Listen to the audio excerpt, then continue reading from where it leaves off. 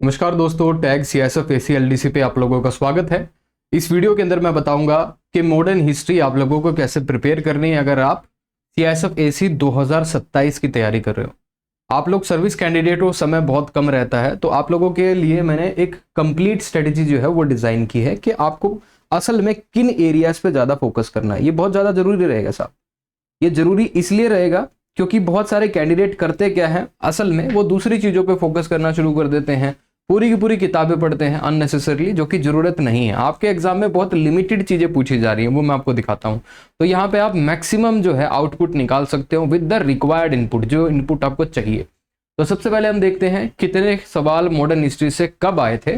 2019 के अंदर जब सबसे ज्यादा क्वेश्चन आपके मॉडर्न हिस्ट्री से इसी साल आए थे, 15 क्वेश्चन। 2020 के अंदर 7 क्वेश्चन, 2021 के अंदर 5, 2022 के अंदर फिर आपके 12 क्वेश्चन आए थे। और उसके बाद क्या हुआ साहब, 2023 के अंदर एक बहुत अलग चीज होती है। यहां पे पहली बार कोई क्वेश्चन नहीं पूछा मॉडर्न हिस्ट्री से। 2024 के अंदर फिर दोबारा से जो है क्वेश्चन पूछने की शुरुआत हुई, 3 क्वेश्चन आए, 2025 के अंदर 4, फिर 2026 के अंदर दोबारा से 3 क्वेश्चन आए। तो अब जो है स्टेबल होता जा रहा है आपका पैटर्न, यहाँ पे स्टेबिलिटी की तरफ आ रहा है। एक टाइम पे जहां पीक भी थी और एक टाइम पे एक क्वेश्चन भी नहीं था, अब जो है 6 क्वेश्चन के लगभग आपको नेक्स्ट ईयर मिल सकते हैं। तो इससे आगे चलते हैं कि अब स्टेबलाइजेशन जोन में हम आ चुके हैं। एक टाइम पे आपके 15 क्वेश्चन भी पूछे 2019 के अंदर, 2022 के अंदर जहां 12 क्वेश्चन पूछे, उसके बाद 2023 में एक भी क्वेश्चन मॉडर्न हिस्ट्री से नहीं आया। तो ये बात है साहब।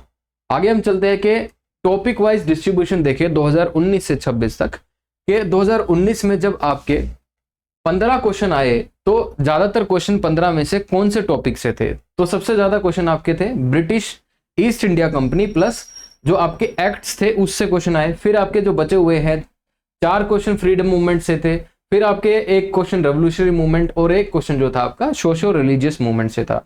2020 में question British east India company यहां से, फिर फ्रीडम मूवमेंट, फिर आपका गांधी एंड मास मूवमेंट, फिर आपका सोशल एंड रिलीजियस मूवमेंट। तो इसी तरह से आपके क्वेश्चन जो है हर साल आए हैं। सबसे ज्यादा अभी आप देख लोगे जो ऑरेंज कलर के अंदर है, ये British India this east India company से रिलेटेड है और उससे रिलेटेड एक्ट्स है। तो सबसे ज्यादा क्वेश्चन यहीं से दिख रहे हैं। दूसरे नंबर पर फ्रीडम मूवमेंट से क्वेश्चन आ रहे हैं, तीसरे पे रेवोल्यूशनरी मूवमेंट से क्वेश्चन आ रहे हैं, फिर गांधी मास मूवमेंट एंड फिर सोशल एंड रिलीजियस रिफॉर्म्स पे क्वेश्चन आ रहे हैं। आगे देखते हैं ऊपर के जो ये 2 टॉपिक आप लोगों को दिख रहे हैं, British east India company and colonial administration plus freedom जो मूवमेंट है, ये 2 जो है आपके 85% पार्ट जो है टोटल मॉडर्न हिस्ट्री का अभी तक 2009 से 2026 के बीच में मॉडर्न हिस्ट्री के जितने भी क्वेश्चन आए हैं उनमें से 85% जो है ये 2 टॉपिक से आए हैं, British east India company and freedom movement से। तो याद रखना। उसके साथ हम देखते हैं British east India company and act से रिलेटेड हम देखें तो completely it dominate the exam pattern and freedom movement is the study second of it. और फ्रीडम मूवमेंट जो है यहां से भी क्वेश्चन आ रहे हैं, सबसे ज्यादा ब्रिटिश ईस्ट इंडिया कंपनी से आ रहे हैं। तो आगे आते हैं 2027 के लिए क्या प्रेडिक्शन है कि ब्रिटिश ईस्ट इंडिया कंपनी से यहां से 3 क्वेश्चन आ सकते हैं और 2 क्वेश्चन आपके फ्रीडम मूवमेंट से और कुछ क्वेश्चन आपके रेवोल्यूशनरी मूवमेंट या फिर सोशल रिफॉर्म मूवमेंट से आ सकते हैं। अब आते हैं सब यहां पे हम देखते हैं कौन से मोस्ट इंपॉर्टेंट टॉपिक हैं साहब। British east India and colonial administration की बात करें तो ये बहुत इंपॉर्टेंट चीज है। तो यहाँ पे सबसे ज्यादा आप देखोगे कॉन्स्टिट्यूशनल एक्ट से क्वेश्चन आए हैं, रेगुलेटिंग एक्ट 1773 का, Pitt's act, charter act, government of India act, फिर आपका गवर्नर जनरल से क्वेश्चन आ रहे हैं, बैटल से क्वेश्चन आ रहे हैं, उसका एक्सपेंशन क्या हुआ, सोशल रिफॉर्म से क्वेश्चन आ रहे हैं, फिर आपके एजुकेशन रिफॉर्म से क्वेश्चन आ रहे हैं, फिर आपके इकोनॉमिक पॉलिसी से आ रहे हैं। तो यहां से क्वेश्चन आ रहे हैं। अब हम देखते हैं कि constitutional act the backbone of British India. तो कौन से कॉन्स्टिट्यूशनल एक्ट कब आए, उनके क्या की फीचर्स थे, ये भी पता होना चाहिए आपको। अगर की फीचर नहीं पता तो वैसे भी जो है आप जस्टिस नहीं कर रहे हो। तो ये बहुत जरूरी है साहब। तो सबसे पहले जो आपका रेगुलेटिंग एक्ट आया था 1773 के अंदर, इसमें गवर्नर जनरल ऑफ बंगाल बना। फिर आपका 1784 के अंदर पिट्स इंडिया एक्ट आता है, 1793 में चार्टर एक्ट आता है। यहाँ पे 20 साल की मोनोपोली जो है ईस्ट इंडिया कंपनी को मिलती है with the trade with China in T. उसके बाद चार्टर एक्ट 1813 के अंदर जो आपकी ट्रेड मोनोपोली होती है वो खत्म हो जाती है। 1833 के अंदर आपके गवर्नर जनरल जो है ऑफ इंडिया ये पोस्ट क्रिएट की जाती है। उसके बाद 1853 पे चार्टर एक्ट जो है ये आता है और ये लास्ट चार्टर एक्ट है, क्योंकि 1857 की क्रांति के बाद जो है क्राउन रूल बिगिन हो जाता है 1858 से। 1861 के अंदर इंडियन काउंसिल एक्ट जो है ये नॉन ऑफिशियल मेंबर यहाँ पे ऐड किए जाते हैं। 1909 के अंदर मोरले मिंटो रिफॉर्म यहाँ पे की फीचर रहेगा, सेपरेट इलेक्ट्रोड दिए गए थे पहली बार। 1919 के अंदर मोन्टागू कैम्सफोर्ड रिफॉर्म होता है, यहाँ पे डायरेक्सी जो है प्रोविंस में आती है। 1935 के अंदर गवर्नमेंट ऑफ इंडिया एक्ट आता है, यहाँ पे प्रोविंशियल ऑटोनॉमी हो जाती है। और 1947 में इंडिपेंडेंस एक्ट जो आप लोगों के सामने है। तो सबसे पहले हम देखते हैं कुछ क्वेश्चंस, उनको हम सोल्व करने की कोशिश करेंगे। ये आपका कॉन्स्टिट्यूशनल एक्ट से रिलेटेड है। These are the questions directly related to the constitutional act. तो इनको देखते हैं। तो पहला क्वेश्चन है कॉन्स्टिट्यूशनल एक्ट से related, which act provided for inclusion of non official members in executive council of governor general for the first time. तो कौन सा जो एक्ट था जिसने पहली बार नॉन ऑफिशियल मेंबर्स जो थे, मतलब एक्सपर्ट बोल लीजिए, राइट। तो ये जो एक्सपर्ट्स थे एग्जीक्यूटिव काउंसिल में पहली बार जो है गवर्नर काउंसिल, जो गवर्नर जनरल की जो एग्जीक्यूटिव काउंसिल थी, कौन से एक्ट के अंदर ऐड किए गए थे? 1861 इंडियन काउंसिल एक्ट 1861 के अंदर पहली बार नॉन ऑफिशियल इंडियन मेंबर जो है ये ऐड किए गए थे। और 3 थे, कौन कौन? राजा ऑफ बनारस, महाराजा ऑफ पटियाला और सर दिनकर राव। 3 इंडियन को नॉमिनेट किया गया था। अगला क्वेश्चन है why which act introduce dyarchy in the provinces. जो डायरसी था वो प्रोविंसेस के अंदर कौन से एक्ट के अंदर आया? 1919 के अंदर। याद रखना मोन्टेगू कैम्सफोर्ड रिफॉर्म था। यहाँ पे डायरसी का मतलब 2 लिस्ट से है, 2 लिस्ट से गवर्न होगा।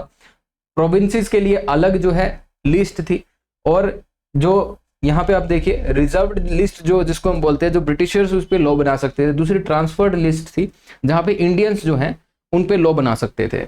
उसके बाद it is introduced at province level not at the centre, ये याद रखना। उसके बाद तीसरा क्वेश्चन है प्रोविंशियल ऑटोनॉमी जो है was the most redeeming feature of which act.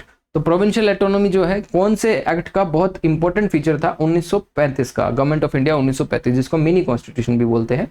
So it's a government of India act 1935, instrument of instruction भी इसको बोलते हैं। तो डायरची जो है सेंटर में आ गई थी। डायरची प्रोविंस में कब आई? 1919 के अंदर। सेंटर में कब आई? 1935 के अंदर।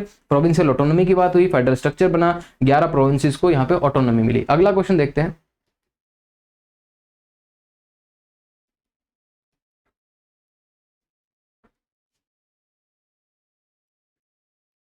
तो अगला क्वेश्चन है एजुकेशन रिफॉर्म से रिलेटेड है और गवर्नर जनरल से। पहला है इंडियन यूनिवर्सिटी कमीशन 1902 के अंदर जो आई थी, ये लॉर्ड कर्जन ने अपॉइंट की, लेकिन इसको हेड कौन कर रहा था? सर थॉमस रेले। 1902 के अंदर सर थॉमस रेले इस कमीशन को हेड करते हैं, इंडियन यूनिवर्सिटी कमीशन। 1904 के अंदर इंडियन यूनिवर्सिटी एक्ट आता है जो रेले कमीशन ने रिकमेंड किया था, याद रखना। हंटर कमीशन 1882 के अंदर आती है, ये डब्ल्यू हंटर ने इसको हेड किया था। अगला है who translated the Manusmriti into English for the first time. Manusmriti को इंग्लिश में किसने ट्रांसलेट किया था? ये किया था आपका सर विलियम जोन्स ने, याद करना, सर विलियम जोन्स। तो सर विलियम जोन्स ने एक बहुत इंपॉर्टेंट महत्वपूर्ण सोसाइटी भी जो है फाउंड की थी, एशियाटिक सोसाइटी ऑफ बंगाल, 1784 के अंदर, याद रखना। और ट्रांसलेशन का काम जो है मनुस्मृति को इंग्लिश के अंदर 1794 के अंदर हुआ था। उसके बाद in which year were the first modern universities set up in Calcutta, Madras and Bombay. तो ये जो यूनिवर्सिटीज थी कौन से साल में बनी? 1857 के बाद। वुड्स डिस्पैच 1854 के अंदर आता है, जिसने रिकमेंड किया था कि ये सेंट्रल यूनिवर्सिटीज होनी चाहिए। कैलकाटा, मद्रास और बॉम्बे के अंदर 1857 में ये यूनिवर्सिटी बनी। उसके बाद अगला क्वेश्चन देखते हैं बैटल्स एंड एक्सपेंशंस पे। पहला है कुछ स्टेटमेंट दी गई थी शाह आलम के बारे में, 4 स्टेटमेंट थी जिसमें से 3 ठीक है, 1 गलत थी। तो कौन कौन सी स्टेटमेंट सही है इसके अंदर?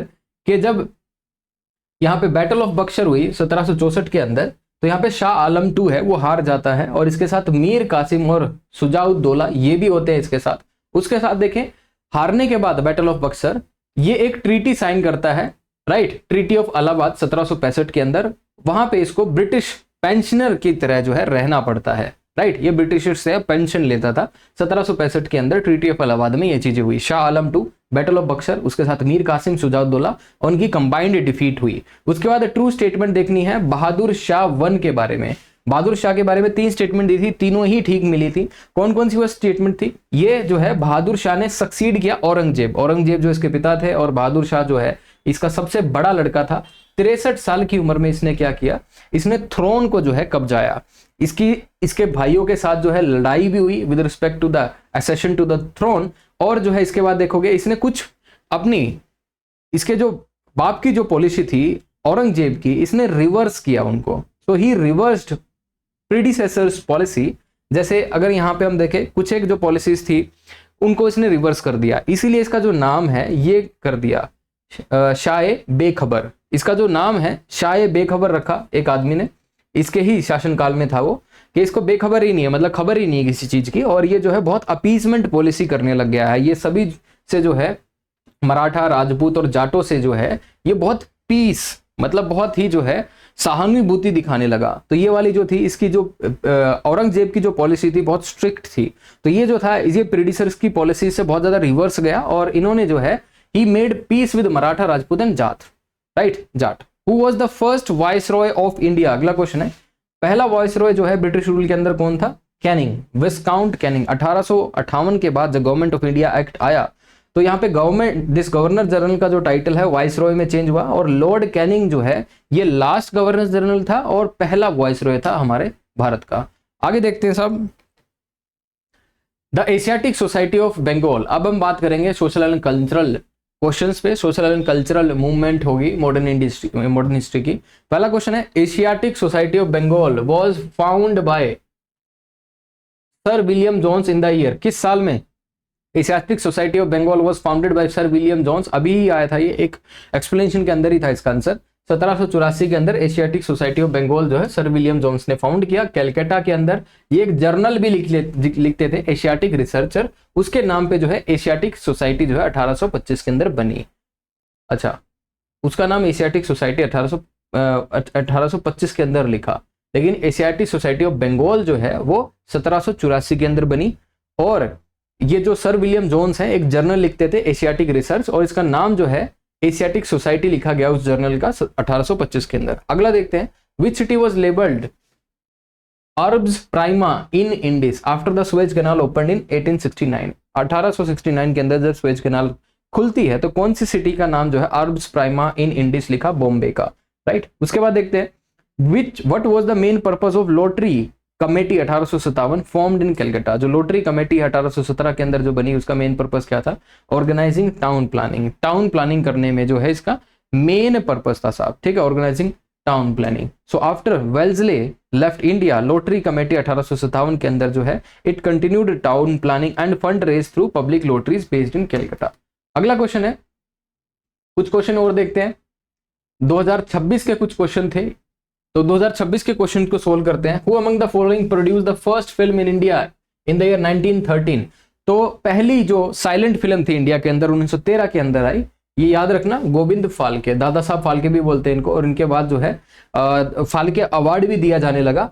तो इन्होंने पहली फिल्म बनाई जो साइलेंट फिल्म थी 1913 के अंदर, साइलेंट फिल्म राजा हरिश्चंद्र, ये पहली जो है साइलेंट फिल्म थी। इसके बाद जो है टॉकी फिल्म जो आई बोलते थे जिसके अंदर, वो आलम आरा 1931 के अंदर आई। तो याद रखना ये 1913 है, 13 का उल्टा करोगे तो 31 हो जाएगा। आलम आरा जो 1931 के अंदर आई, और यहाँ पे हम देखें दादा साहब फाल्के अवार्ड जो है ये दादा साहिब के नाम पे ही दिया जाने लगा। और आलम आरा जो है ये अर्देशी ईरानी, इन्होंने इसको प्रोड्यूस किया। उसके बाद देखते हैं, वाइल सर्चिंग फॉर आयरन, ये अगला क्वेश्चन है, जब हम आयरन ओर के लिए सर्च करें अगर आज के टाइम में छत्तीसगढ़ में, और नहीं आज के टाइम में नहीं, पुराने टाइम की बात है, 1904 के दौरान जो है जब छत्तीसगढ़ के अंदर आयरन ओर को सर्च कर रहे थे तो Charles weld and Dorabji Tata came in contact with tribals.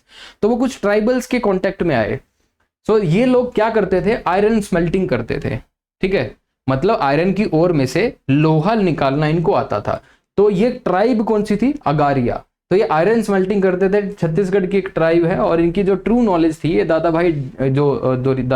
Dorabji Tata जो है, Dorabji Tata and geologist Charles Weld to iron ore deposit founded of TISCO.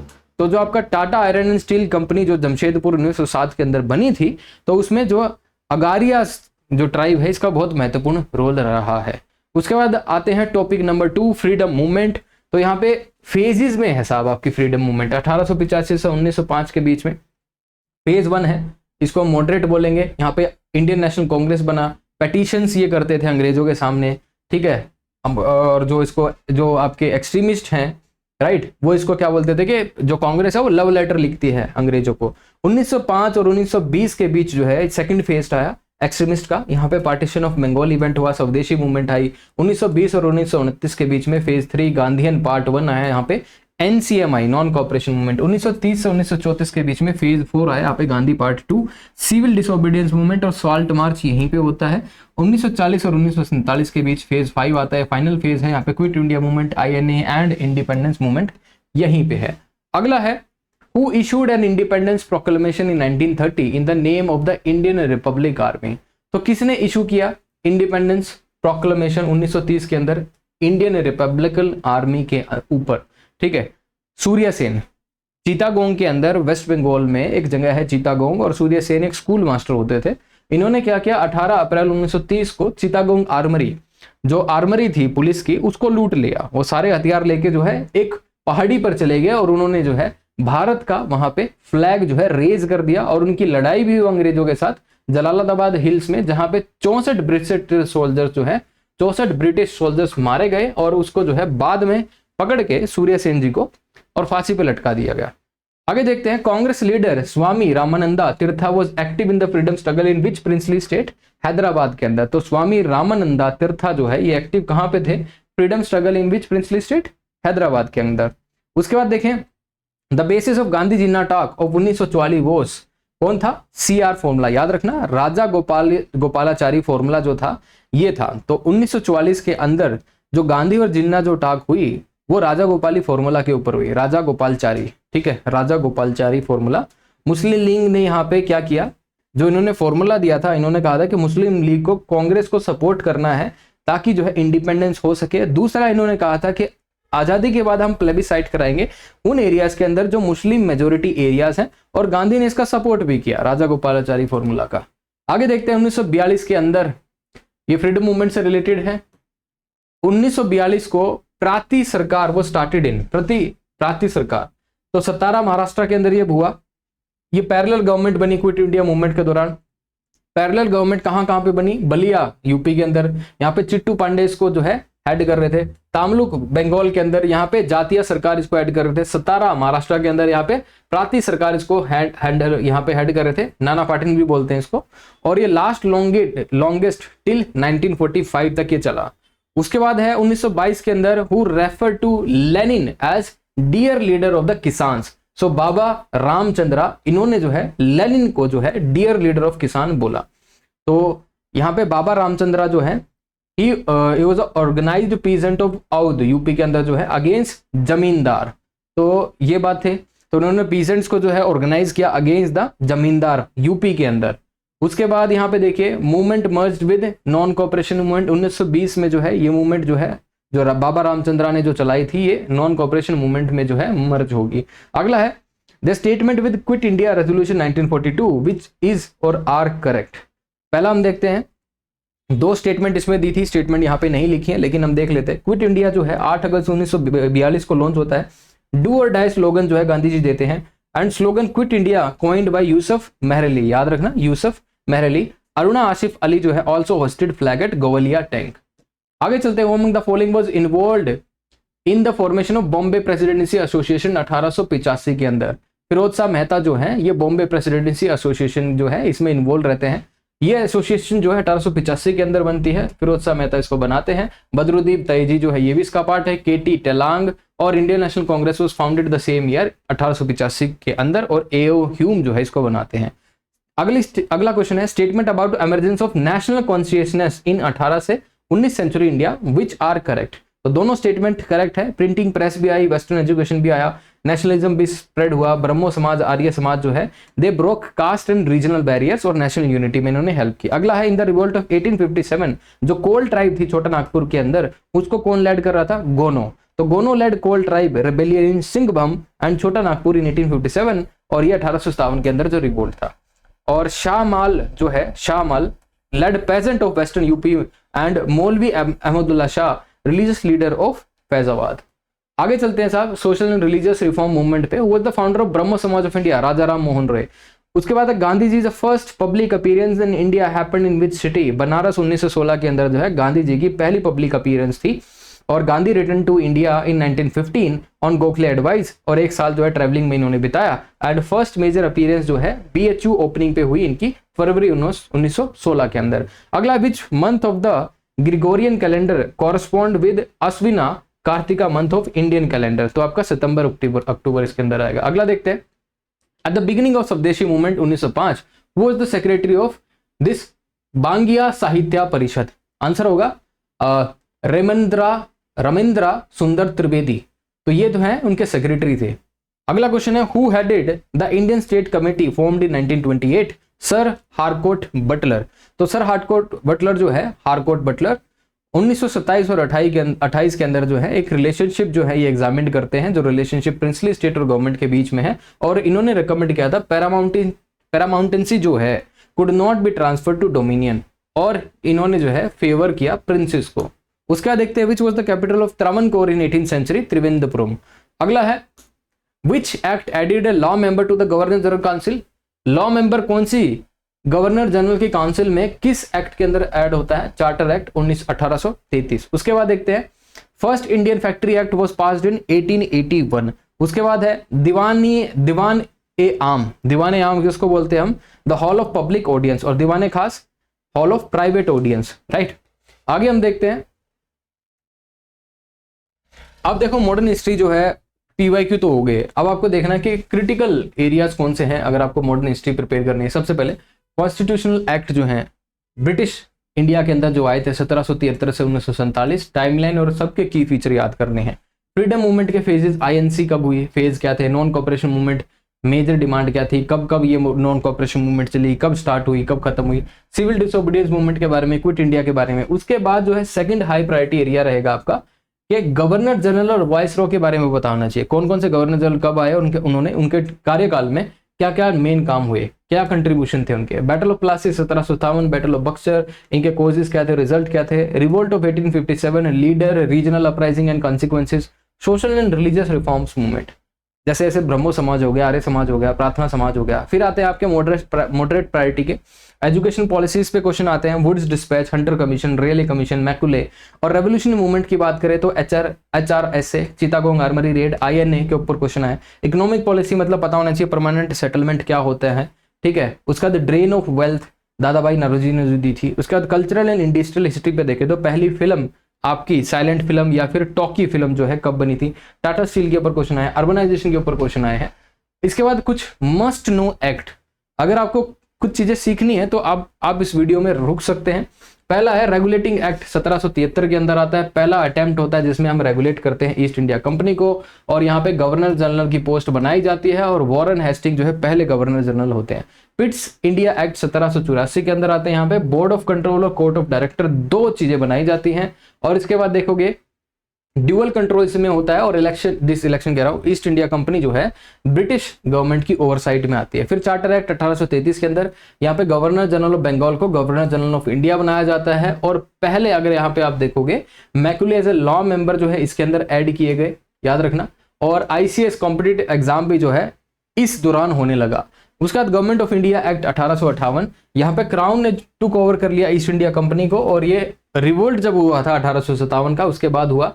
उसके बाद इंडिया डायरेक्टली जो है क्राउन के अंडर आ गया। फिर आपका इंडियन काउंसिल एक्ट 1821 आता है, जहां पे नॉन ऑफिशियल जो है इस काउंसिल के अंदर ऐड होते हैं। तो 3 पहले नॉन जो ऑफिशियल्स थे वो इंडियंस थे, नॉमिनेट जो किए थे, और यहाँ से डिसेंट्रलाइजेशन बिगन होना शुरू हो जाता है। 1919 के अंदर आपका गवर्नमेंट ऑफ इंडिया एक्ट आता है, डायरेक्सी जो है प्रोविंसेस के अंदर आती है। गवर्नमेंट ऑफ इंडिया एक्ट 1935 के अंदर जो आपकी डायरेक्सी जो है सेंटर में आ जाती है। 1919 को मोंटागू कैम्पफोर्ड भी बोलते हैं। यहाँ पे बाई कैमरल लेजिस्लेचर की बात होती है सेंटर में, और डायरेक्ट इलेक्शन इंट्रोड्यूस किए गए यहाँ पे पहली बार। ओके, उसके बाद गवर्नर जनरल और वाइसरॉयज के बारे में बात है। अगर हम गवर्नर जनरल की बात करें तो वॉरेन हेस्टिंग का टाइम पीरियड था 1773 से 85 तक, रोहिला वॉर यहाँ पे हुआ।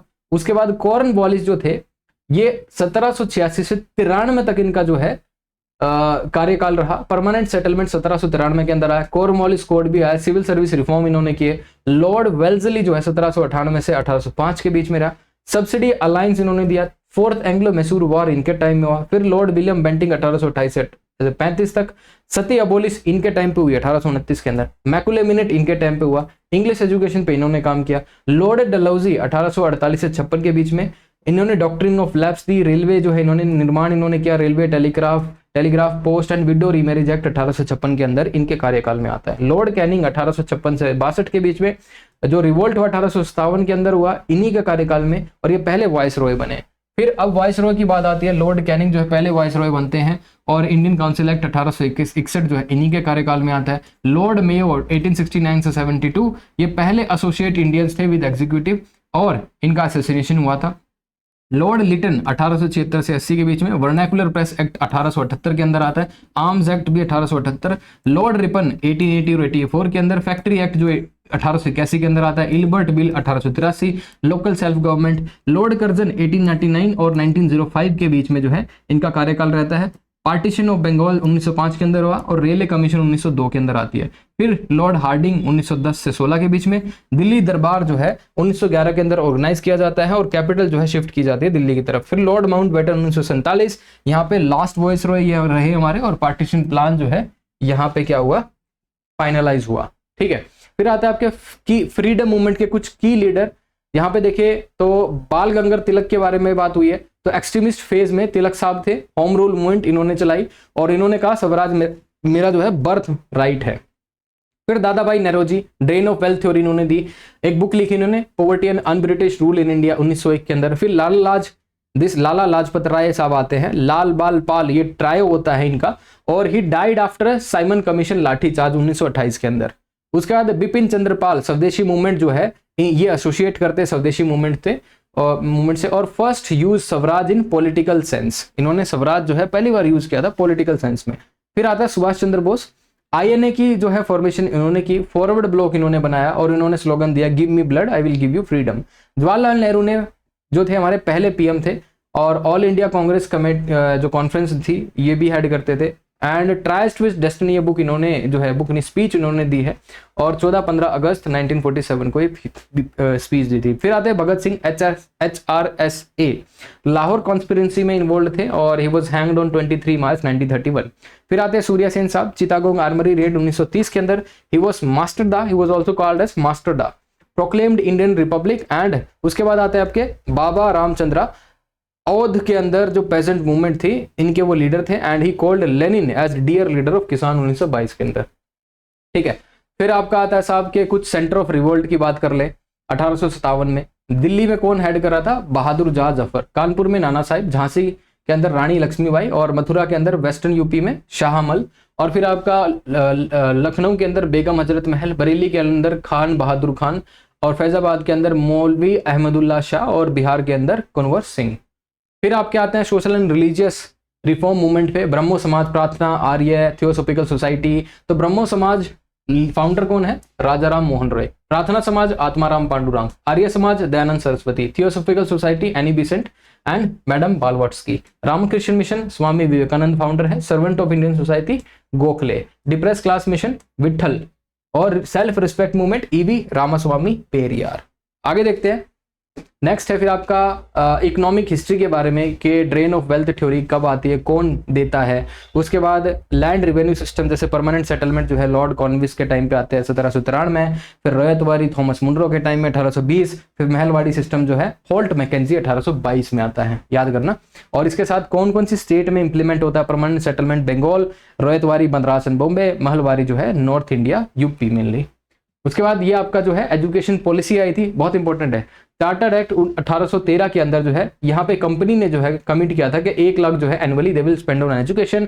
उसके बाद मैकुले मिनट 1835 के अंदर आती है, 1854 में वुड डिस्पैच, 1857 के अंदर यूनिवर्सिटीज बनाई गई, कलकत्ता, मद्रास एंड बॉम्बे, 1882 के अंदर हंटर कमीशन आती है, 1902 के अंदर रेले, 1917 के अंदर सेटलर, 1944 के अंदर सर्जेंट प्लान, सर्जेंट रिपोर्ट आती है।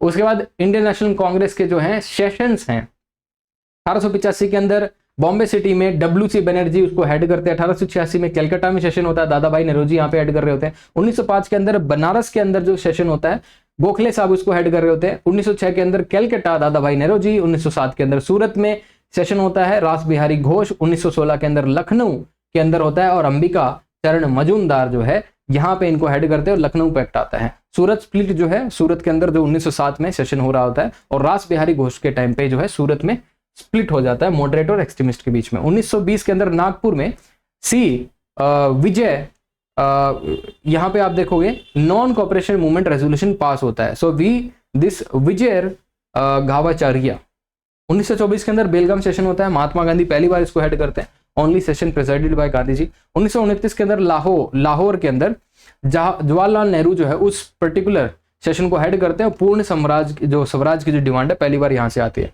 फिर आपका क्विट इंडिया रेजोल्यूशन जो है बॉम्बे के अंदर 1942 में। फिर कुछ की प्लान एंड कमीशन देखे तो Simon commission report, Simon commission 1927 के अंदर, नेहरू 1928 के अंदर, वेबल प्लान 1945, कैबिनेट 1946, माउंटबेटन 1947, फिर आपका Raja Gopalachari formula 1944, Cripps mission 1942, Butler commission 1927। ठीक है साहब, तो ये सारे आपके क्वेश्चन थे। These were the certain question with respect to the modern history. ये सारे के सारे क्वेश्चन आप लोगों के मैंने यहाँ पे जो है सोल्व करके दिखाए हैं। Now a very important thing that we would be launching new batch for CISF ACLDC 2027 on 26 April. 26 अप्रैल को हम नया बैच लॉन्च कर रहे हैं। इसमें ओवरऑल प्रिपरेशन होगी आपकी पेपर 1 की भी, पेपर 1 प्लस पेपर 2। पेपर 1 में मतलब आपको live plus recorded classes, paper 2 में आपकी जनरली लाइव क्लासेस होंगी, और टेस्ट सीरीज, मतलब हर एक चीज इसके अंदर इंक्लूडेड है। प्रोफेशनल स्किल्स का मैं लेने वाला हूं आपका बैच, पेपर 2 मैं पढ़ाने वाला हूं, राइट। उसके साथ राइटिंग स्किल्स मैं समझाने वाला हूं, उसके साथ आपको इवैल्यूएशन मैं करके देने वाला हूं पेपर 2 की। तो हैंड होल्डिंग तक रहेगी, चीजें सीखेंगे, समझेंगे, पूरे साल जम के मेहनत करेंगे। 26 अप्रैल को आपका जो है बैच लॉन्च हो रहा है, और सारी जो इन्फॉर्मेशन होगी उस टाइम पे आप लोगों को दे दी जाएगी। ठीक है, कोई और डाउट हो तो आप मुझे कमेंट कर सकते हैं, मैं आप लोगों के कमेंट का जो है जरूर इंतजार करता हूं। और आप जो है एक गिवन नंबर पे मुझसे कॉन्टैक्ट कर सकते हैं, 8930919491। This is the contact number where you can contact to me, right. So this is all, thank you.